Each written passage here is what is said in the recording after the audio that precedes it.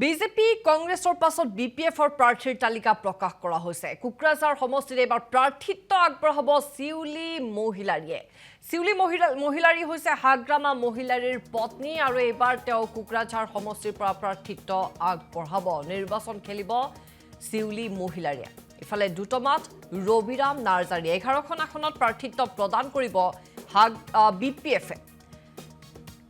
তালিকা প্ৰকাশ কৰা হৈছে। মাজবাটত চৰণ বড়োক প্ৰাৰ্থিত্ব আগবঢ়োৱা হৈছে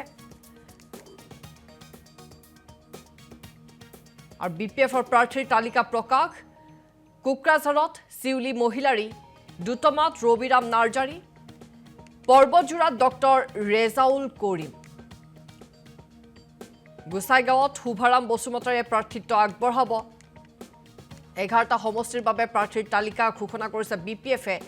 চিডলিত প্ৰাৰ্থী হৈছে পানীৰাম বৰ্মা। ইফালে মাজবাট সমষ্টি চৰণ বড়োৱে মাজবাট সমষ্টিৰ পৰা নিৰ্বাচন খেলিব ওদালগুৰি ৰিহন দৈমাৰী। ভেৰগাঁৱত নিৰ্বাচন খেলিব মহেশ্বৰ বড়োৱে। মুছলপুৰত মনেশ্বৰ বৰ্মা, মানাহত প্ৰাৰ্থিত্ব আগবঢ়াব থানেশ্বৰ বসুমতাৰীয়ে আৰু বাওখুংৰিৰ পৰা প্ৰাৰ্থিত্ব আগবঢ়াব ৰূপম ৰয়ে। 11টা সমষ্টিৰ বাবে প্ৰাৰ্থীৰ তালিকা ঘোষণা কৰিছে বিপিএফে। আৰু কোকৰাঝাৰত শিউলি মহিলাৰী, দুটমাত ৰবিৰাম নাৰ্জাৰী, এইবাৰ বাদ পৰিছে দুৰ্গা দাস বড়ো, লগতে বিপিএফৰ জ্যেষ্ঠ নেত্ৰী প্ৰমীলা ৰাণী বৰ্মৰ নাম এইবাৰ নাই এই তালিকাত। চিডলিত পানীৰাম বৰ্মা, মাজবাটত চৰণ বড়ো আৰু বাওখুংৰিতো তেওঁলোকে প্ৰাৰ্থিত্ব আগবঢ়াইছে। ওদালগুৰিত ৰিহন দৈমাৰীয়ে প্ৰাৰ্থিত্ব আগবঢ়াব। ভেৰগাঁৱত মহেশ্বৰ বড়ো, মুছলপুৰত মনেশ্বৰ বৰ্মা, মানাহত থানেশ্বৰ বসুমতাৰী আৰু বাওখুংৰিত ৰূপম ৰয়।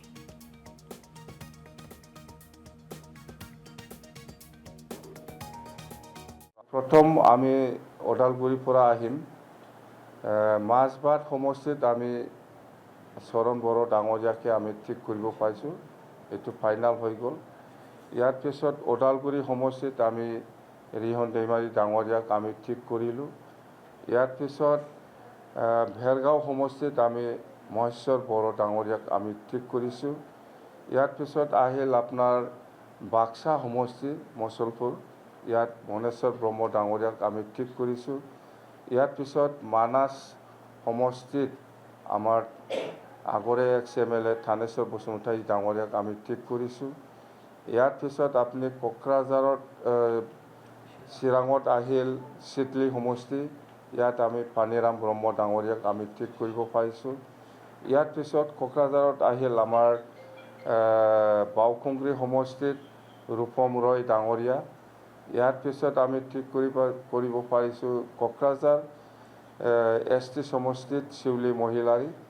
ইয়াৰ পিছত আমি দতমা সমষ্টিত আমি ঠিক কৰিব পাৰিছোঁ ৰবিৰাম নাৰ্জাৰী ডাঙৰীয়া, আৰু ইয়াৰ পিছত আমি পৰ্বতজোৰা সমষ্টিত আমি ঠিক কৰিব পাৰিছোঁ ডক্টৰ ৰেজাউল কৰিম ডাঙৰীয়া, আৰু ইয়াৰ পিছত আমাৰ গোসাইগাঁও সমষ্টিত আমি ঠিক কৰিব পাৰিছোঁ শুভাৰাম বসুমতাৰী ডাঙৰীয়া।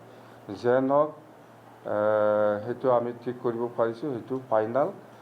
আৰু যিমান যিখিনি টিকেট একশ্যন ৰিয়েকশ্যনটো থাকিব পাৰে, যেন হওক মই কৈছোঁ আমি একেলগে কাম কৰিম সকলোকে লৈ পেলাই।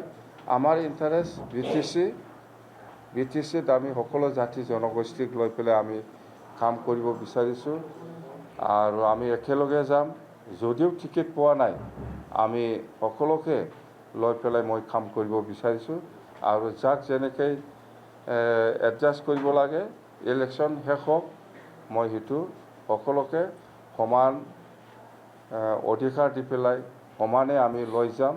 আমাৰ উদ্দেশ্য BTCত শান্তিপূৰ্ণভাৱে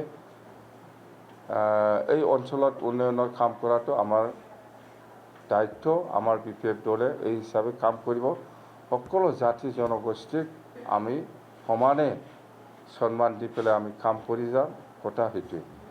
খুবেই ভাল পাইছোঁ। এইবাৰ কি কয় মাজবাট সমষ্টিত চবেই আমি আজি একলগ হৈ চবে আগবাঢ়িছোঁ, কিয়নো ইয়াত প্ৰাৰ্থিত্বৰ ক্ষেত্ৰতো বেলেগ কোনো প্ৰাৰ্থিত্ব বিচৰা নাই। আমি চবেই একেলগে এইবাৰ মাজবাটবাসীৰ মোকে পুনৰ বিধায়ক হোৱাটো বিচাৰিছে। এই হিচাপে চবেই আজি আগবাঢ়ি আহিছে, খুব ভালকৈ আদৰিছে। মই অত্যন্ত সুখী অনুভৱ কৰিছোঁ। ময়ো গম পাইছোঁ আজি UPPL দলৰ পৰা ওদালগুৰি জিলা UPPLৰ সভাপতি ৰবীন্দ্ৰ বসুমতাৰী ডাঙৰীয়াক প্ৰাৰ্থিত্ব দিয়া বুলি শুনিছোঁ। তো প্ৰতিদ্বন্দ্বিতা হ'ব নহ'ব এইটো মই ক'বলৈ নাযাওঁ, কিন্তু আমাৰ BPFৰ পজিশ্যন খুব ভাল। আমাৰ 3টা BTC সমষ্টি ইয়াত আছে। 3টা সমষ্টিটো আমাৰ MCLA আমাৰে হয় বা EM আছে, আৰু মই নিজেই এজন MCLA বুলি ক'ব লাগিব। তাৰ কাৰণে ৰৌতা সমষ্টিটো মানে মৰে সমষ্টি, বাকী আমাৰ ধনশ্ৰী আছে, তাতে EM আছে, পাঁচনাই চেৰপাং আছে, ভৈৰৱকুণ্ডৰ অকণমান এৰিয়া আছে, গোটেইখিনি আমাৰ হাততে আছে। তাৰ কাৰণে কোনো কাৰণতে ইয়াত আমি যে কম ভোট পাম, কিবা এটা হ'ব মই আশা নকৰোঁ। আমি বহুত ভাল